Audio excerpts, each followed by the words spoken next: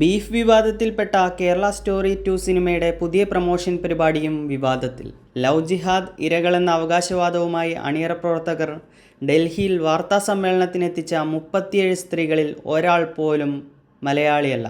പ്രമോഷനായി ഉത്തരേന്ത്യൻ സംസ്ഥാനങ്ങളിൽ നിന്നുള്ളവരെ മാത്രം നിരത്തിയായിരുന്നു അണിയറ പ്രവർത്തകരുടെ പ്രസ് മീറ്റ്. കേരള സ്റ്റോറി എന്ന് പേരിട്ട ചിത്രത്തിൻ്റെ പ്രമോഷന് എന്തുകൊണ്ടാണ് കേരളത്തിൽ നിന്നും ആരുമില്ലാത്തതെന്ന മാധ്യമപ്രവർത്തകരുടെ ചോദ്യത്തിന് മുന്നിൽ നിർമ്മാതാവ് വിപുൽ അമൃത്ലാൽ ഷായും സംവിധായകൻ കാമാഖ്യ നാരായണനും കുഴങ്ങുകയായിരുന്നു. കേരളത്തിൽ നിന്നുള്ള ആരുമില്ലെങ്കിലും സംസ്ഥാനവുമായി ബന്ധപ്പെട്ടതാണ് സിനിമയുടെ പ്രമേയമെന്നാണ് കേരള സ്റ്റോറി എന്ന് പേരിട്ടതിലെ ഇരുവരുടെയും ന്യായീകരണം. കേരളത്തിലുള്ളവരുടെ വീഡിയോകൾ യൂട്യൂബിലുണ്ടെന്ന ദുർബലമായ ന്യായവാദമാണ് നിർമ്മാതാവ് ഉയർത്തിയത്. മാധ്യമങ്ങളുടെ ചോദ്യങ്ങൾക്ക് മറുപടി നൽകാൻ അണിയറ പ്രവർത്തകർ ആദ്യം തയ്യാറായില്ല.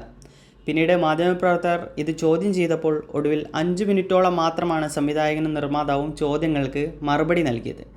ഇരകളായി വേദിയിലെത്തിച്ചവരെ മാധ്യമങ്ങളോട് സംസാരിക്കാൻ പോലും അനുവദിച്ചില്ല.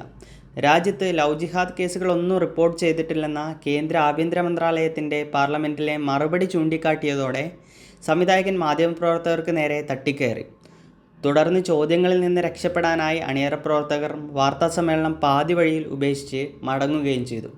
പ്രസ് മീറ്റിൽ ഇരകളെന്ന് പറഞ്ഞെത്തിച്ച സ്ത്രീകൾ യഥാർത്ഥ ഇരകളല്ലെന്നും സിനിമയുടെ പ്രചാരണത്തിന് മാത്രമായി കെട്ടിച്ചമച്ചതാണെന്നും ആക്ഷേപമുണ്ട്. സിനിമയുടെ ട്രെയിലറിലെ ബീഫ് നിർബന്ധിതമായി കഴിപ്പിക്കുന്നതുൾപ്പെടെയുള്ള വിദ്വേഷ രംഗങ്ങൾക്കെതിരെ വലിയ പ്രതിഷേധമാണ് ഇതിനകം ഉയർന്നിട്ടുള്ളത്. കേരളത്തെ മോശമായി ചിത്രീകരിക്കാനുള്ള ആസൂത്രിത നീക്കമാണ് സിനിമയ്ക്ക് പിന്നിലെന്ന് നേരത്തെ തന്നെ വിമർശനങ്ങൾ ഉയർന്നിരുന്നു.